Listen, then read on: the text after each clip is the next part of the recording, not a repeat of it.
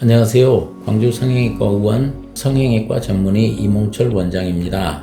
다소 늦었다고 생각하지만 여름을 준비하기 위하여 요즘도 가슴 성형에 대한 문의를 많이 주곤 하십니다. 성형외과 전문의 선생님이 보는 입장과 수술 받는 분의 입장이 대부분 동일하지만 집도 입장에서 보면 보형물 선택에 있어서 가격은 중요하지 않습니다. 다만 본인이 직접 쌓아온 경험들과 안전성은 물론 수술 받는 분에게도 중요한 부분이지만 수술 받는 분의 입장에서 보면 가격적인 측면을 고려하지 않을 수 없습니다. 저의 경험은 가장 초창기의 가슴 보형물 단순한 실리콘 보형물이었는데요. 그 당시에도 각각의 제조회사들은 자기의 보형물이 가장 안전하다고 했지만 그 안전성에 대한 확신이 없어서 우리나라에서는 피검수 보형물을 사용한 적도 있고 그 이후에 다시 실리콘 보형물의 안전성을 보강한 코히시브 젤, 흔히들 코젤이라고 불리는 보형물을 사용한 적도 있습니다.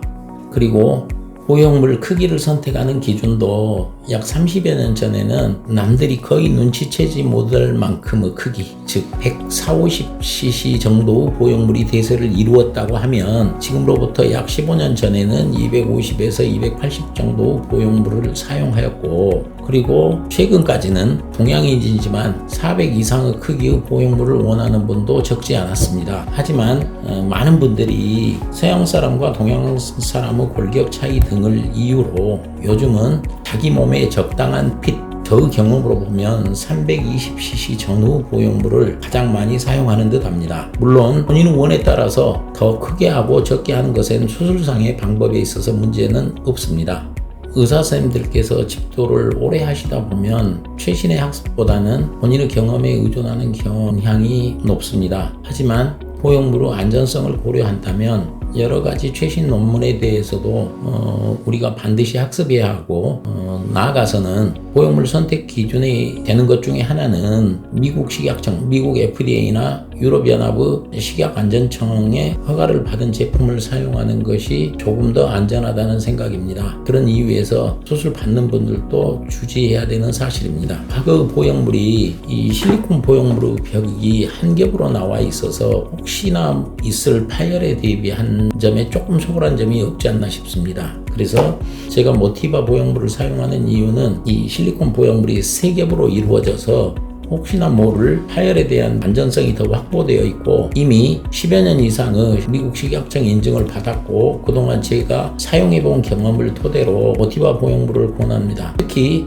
많은 분들께서 가장 이상적인 모양과 촉감을 원하는데 인체 조직에도 그런 점에 있어서 모티바 보형물을 사용한 후에 만족도가 특히 높았다고 저는 경험하고 있습니다.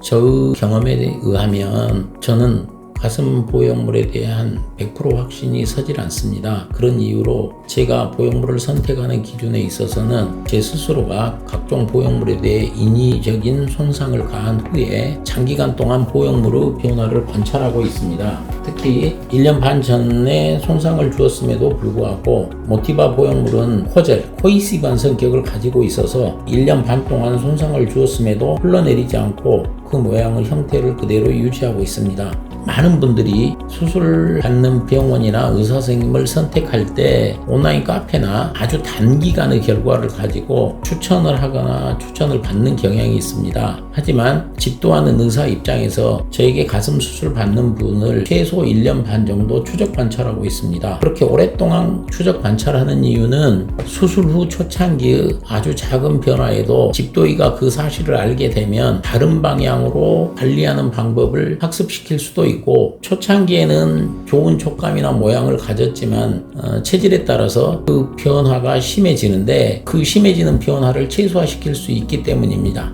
제가 모티바 보형물의 사용을 주로 하는 이유는 저의 직접적인 임상 경험과 더불어 논문에 따른 장기 추적의 결과들의 안전성과 다른 그 밖의 변이를 충분히 학습하였기 때문입니다.